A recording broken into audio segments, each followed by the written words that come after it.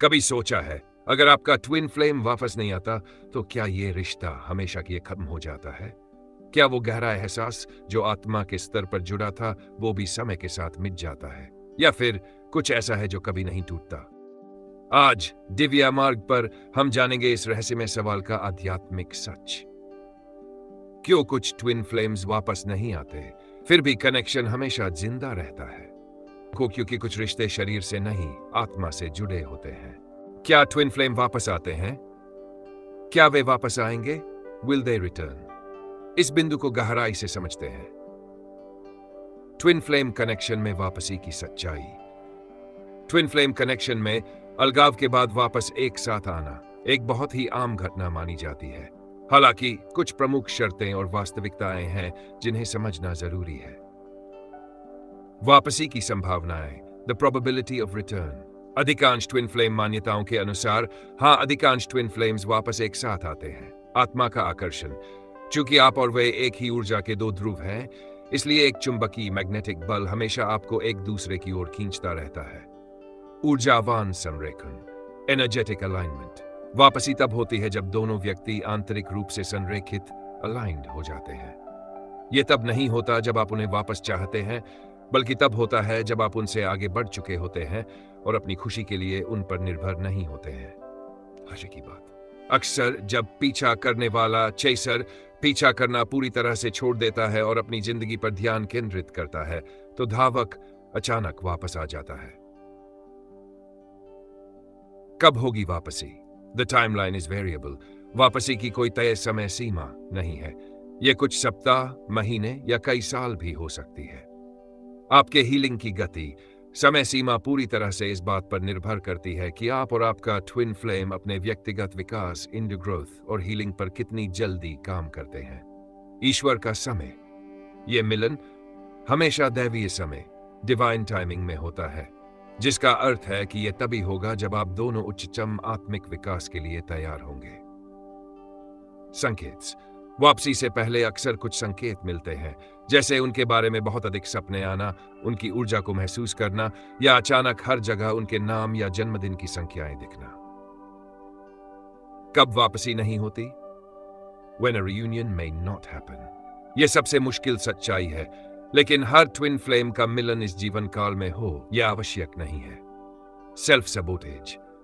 यदि आप या आपका ट्विन फ्लेम जानबूझकर कॉन्शियसली लगातार अपनी हीलिंग और विकास को रोकते हैं, तो रियूनियन असंभव हो जाता है। यदि कोई व्यक्ति अपने डर को पकड़ कर रखता है और बदलने से इनकार करता है, तो ब्रह्मांड उन्हें वापस एक साथ नहीं लाएगा। टॉक्सिसिटी। यदि कनेक्शन इतना विषाक्त, टॉक्सिक, हिंसक या मानसिक रूप से हानिकारक हो गया है कि यह किसी भी पार्टी के लिए सुरक्षित नहीं है, तो अलगाव स्थायी सुरक्षात्मक कदम हो सकता है। कुछ मामलों में एक आत्मा तय करती है कि व्यक्तिगत शांति रिश्ते की कीमत से अधिक है। उच्च उद्देश्य की पूर्ति। कुछ ट्विन फ्लेम्स का उद्देश्य केवल एक दूसरे को जागृत करना, अवेकन होता है। एक बार जब जागृति पूरी हो जाती है और मुख्य सबक सीख लिया जाता है, तो उनका काम समाप्त हो जाता है और वे शारीरिक रूप से साथ न रहने का निर्णय ले सकते हैं। इस मामले में वे अगले जन्म, नेक्स्ट लाइफ टाइम में मिल सकते हैं। Open quote. निष्कर्ष। ट्विन फ्लेम कनेक्शन खत्म नहीं होता।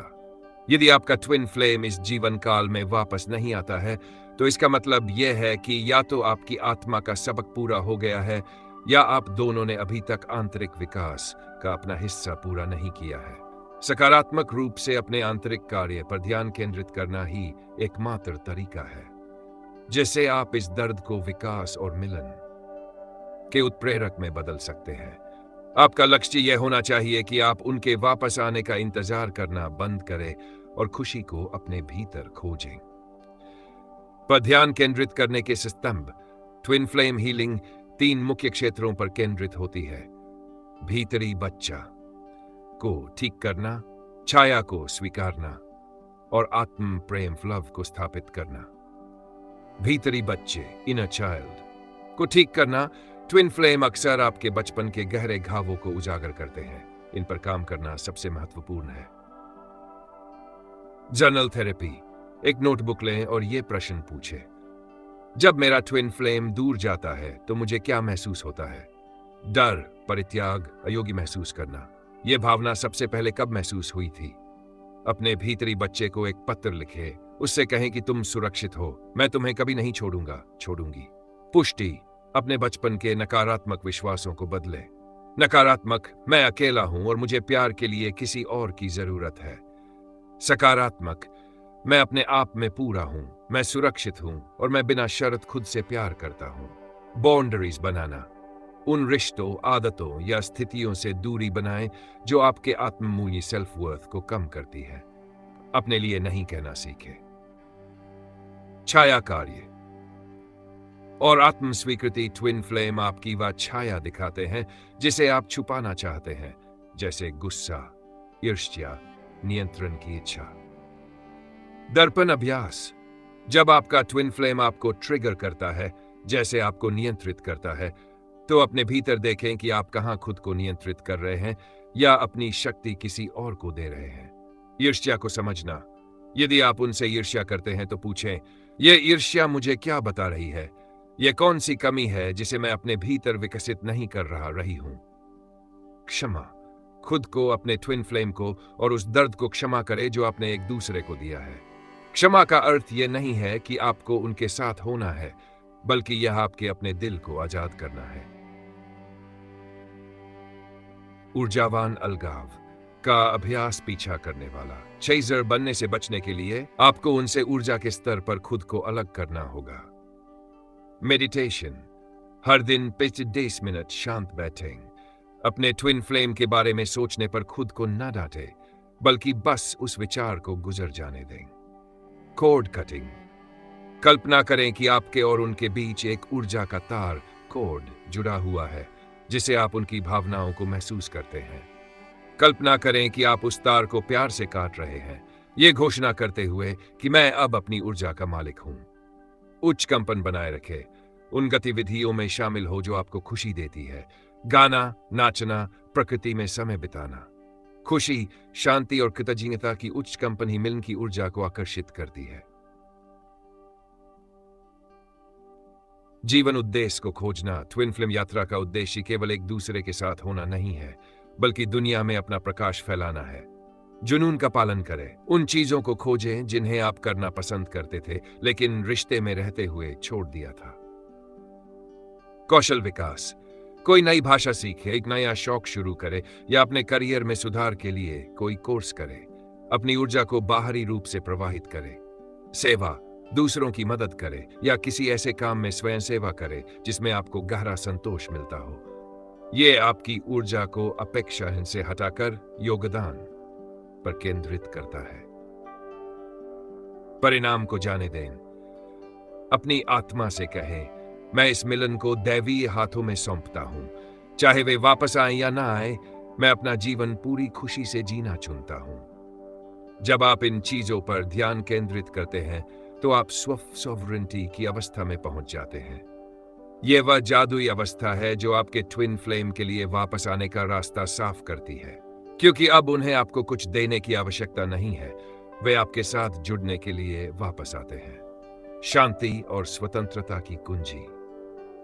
ट्विन फ्लेम यात्रा में स्वीकृति का अर्थ हार मानना नहीं है, बल्कि वर्तमान वास्तविकता, प्रेजेंट रियलिटी को पूरी तरह से स्वीकार करना है ताकि आप अपने जीवन में शांति स्थापित कर सकें। स्वीकृति का वास्तविक अर्थ, व्हाट एक्सेप्टेंस ट्रूली मीन्स। स्वीकृति का अर्थ यह है, मैं उस चीज को जाने देता हूं जिसे मैं नियंत्रित नहीं कर सकता। यह क्या नहीं है, नॉट। वर्तमान क्षण को स्वीकार करना, इस तथ्य को स्वीकार करना कि वर्तमान में वे आपके शारीरिक जीवन का हिस्सा नहीं है। हार मानना या उम्मीद छोड़ना, इसका मतलब यह नहीं है कि आपका कनेक्शन खत्म हो गया है या आप कभी नहीं मिलेंगे। भावनात्मक स्वतंत्रता, अपनी खुशी, आत्ममूल्य और भविष्य को उनके वापस आने की शर्त से मुक्त करना। उदासीनता, इसका मतलब यह नहीं है कि आपको उनकी परवाह नहीं है या आपको दुख नहीं होता है। दैवी समय, टाइमिंग पर भरोसा, यह जानना कि मिलन तभी होगा जब आप दोनों आध्यात्मिक रूप से पूरी तरह तैयार होंगे और आप इस टाइमलाइन को नियंत्रित नहीं कर सकते। अपनी हीलिंग रोकना, यह सोचना कि अब सब खत्म हो गया है और आंतरिक कार्य करना बंद कर देना। क्यों है ये चरण महत्वपूर्ण? जब तक आप वापसी की अपेक्षा एक्सटेशन रखते हैं, तब तक आप पीछा करने वाले की ऊर्जा में फंसे रहते हैं। यह ऊर्जा धावकों और दूर धकेलती है। चुंबकीय बदलाव। जैसे ही आप पूरी तरह से स्वीकार कर लेते हैं कि ठीक है, चाहे वे वापस आए या न आए, मेरी खुशी मेरे साथ है, आप नियंत्रण छोड़ देते हैं। यह नियंत्रण छोड़ना ही धावक के भागने के कारण को हट। आत्मनिर्भरता स्वीकृति आपको अपनी अनिश्चित पावर में वापस लाती है। आप उनके बिना भी अपने जीवन में पूर्णता और आनंद पैदा करना सीखते हैं। आप अपनी खुशी का स्रोत, सोर्स ऑफ हैप्पीनेस बन जाते हैं। जीवन का प्रवाह स्वीकृति आपको जीवन के प्रवाह में वापस लाती है।